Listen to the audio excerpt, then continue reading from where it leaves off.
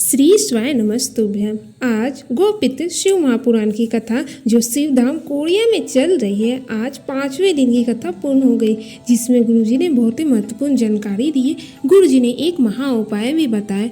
यदि किसी कारणवश आप ये कथा ना सुन पाए हो तो इस छोटे से वीडियो से आपको पूरी कथा की जानकारी प्राप्त हो जाएगी।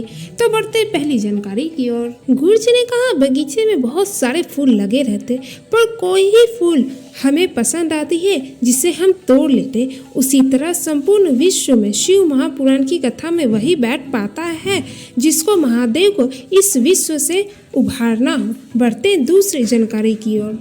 गुरुजी ने कहा, जब कोई बहुत विद्वान होते चला जाता, अच्छे लोगों में बैठने लगता, नौकरी अच्छी मिल जाती, अच्छा घर बना लेता, तो दो चीज़ें उसकी स्त्री के पास से चली जाती हैं। पहला, मांग की सिंदूर कम होते चली जाती है, और दूसरा, माथे की बिंदी धीरे धीरे कम होती चली गई। साउथ भारत में रहने वाली एक स्त्री माथे में गजरा तिलक लगाकर पढ़ने को जाती है। यहाँ की फिल्में में प्रत्येक मत का, मंदिर का अपमान किया जाता है, और दक्षिण भारत की प्रत्येक फिल्म में मंदिर का दर्शन बताया जाता और मंदिर की पूजन बताई जाती है। बढ़ते तीसरी जानकारी की ओर। गुरुजी ने कहा, किसी ने मैसेज करके प्रश्न पूछा कि हम इतना भजन करते, कीर्तन करते, उसके बाद भी भगवान हमारी सुनता क्यों नहीं है। इस पर गुरुजी ने कहा, आपके परिचित बैंक में काम करते, इतना बैंक में रुपए आता, आपका रिश्तेदार बैंक से 10 लाख रुपए निकाल कर दे देगा। जितना आपके खाते में होगा उतना ही देगा। उसी तरह परमात्मा हमारे रिश्तेदार है, पर उतना ही देंगे जितना हमारे खाते में दुख सुख है। हमारे खाते में उतना तो मिलेगा, पर ज़्यादा चक्कर नहीं काटने देगा, एक बार में ही काम निपटा देगा। 84 लाख का चक्कर नहीं काटने देगा, एक बार में ही पार लगा देगा। बढ़ते चौथे जानकारी की ओर। गुरुजी ने कहा, कभी कभी बहुत अच्छा भोजन मिले और कभी कभी रोटी के साथ बस थोड़ा सा अचार मिल जाए और कुछ न मिले तो भी महादेव को धन्यवाद दे।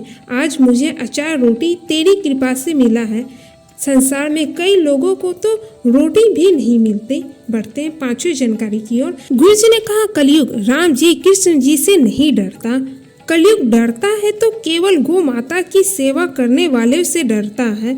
घर में गौ माता पाले ना पाले, पर अपने दिल में गौ माता के प्रति इज्जत सम्मान जरूर रखें। बढ़ते छठे जानकारी की ओर। गुरुजी आज की कथा में एक नियम लिए कि छत्तीसगढ़ की पावन धरा पर जब भी कथा करेंगे तो आसपास की गौशाला में जो भी दान मिलेगा उसमें से कुछ भाग गौशाला में दान देंगे। बढ़ते सातवें जानकारी की ओर। गुरुजी ने कहा, गौ माता के पास बैठकर कोई अपनी बात कहता तो कृष्ण तक पहुंचती है। नंदी बैल के सामने कोई बैठकर अपनी बात कहता तो वो शिव तक पहुंचती है, और यदि भैंस के सामने कोई अपनी बात कहता तो वो बात यमराज तक पहुंचती है। बढ़ते हैं आठवें जानकारी की ओर। गुरुजी ने यहाँ उपाय बताए। गुरुजी ने कहा, कोई कह दे तेरे जीवन में सुख नहीं है, तू जीवन भर धक्के खाएगा, उसकी सुन ले। आखिरी में एक बेलपत्र ले और बेलपत्र के बीच वाली पत्ती पर गौ माता का दूध लगाए। गौ माता का दूध सुबह का ही दूध होना चाहिए, आप शाम का दूध ना लें। बीच वाली पत्ती के दोनों साइड ऊपर नीचे पर दूध लगाएं और साइड की दोनों पत्तियों में गाय का घी लगाकर शिवलिंग में चढ़ा दें। ये उपाय आपको सोमवार की अष्टमी में करना है। गुरुजी ने कहा कि जीवन में दुख आपके आसपास भी नहीं आ सकता, सुख की अनुभूति होगी। गुरुजी ने कहा, पाँव में ठोकर लगेगी तो चोट तो लगेगा, पर यदि आप जूता पहन के रखेंगे तो वो चोट ज़्यादा नहीं लगेगा। उसी प्रकार ये उपाय है। बढ़ते ही नवे जानकारी की ओर। ईश्वर साहू जी ने पत्र लिखा। उनको भगवान पर भरोसा नहीं था, क्योंकि उनका कर्म करो उसमें फल है। उनकी बेटी 16 साल की थी, तभी उसके बच्चेदानी में गठान हो गई थी। इलाज चला पर कोई सुधार नहीं हुआ। पड़ोसी ने शिव जी पर जल चढ़ाने को कहा, पशु प्रति व्रत करने को कहा, बेटी ने किया। बेटी को दूसरी बार जांच कराने के लिए हॉस्पिटल लेकर गए तो पता चला कि गठान पूरी तरह से गल चुकी है। बढ़ते 10वीं जानकारी की ओर। साधना आर्य जी ने पत्र लिखा। उनके यहाँ संतान सुख नहीं थी, उनको बहुत बीमारी थी, उनकी मम्मी ने पशुपति वट करने को कहा, सफ़ेद आंकड़े का प्रयोग करा।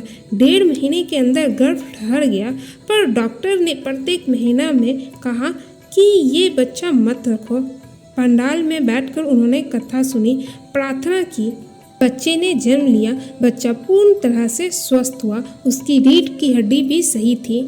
ये थी आज की कथा की मुख्य बातें। उम्मीद करते हैं आपको ये वीडियो पसंद आई होगी। वीडियो पसंद आए तो वीडियो को लाइक जरूर करें। हर हर महादेव।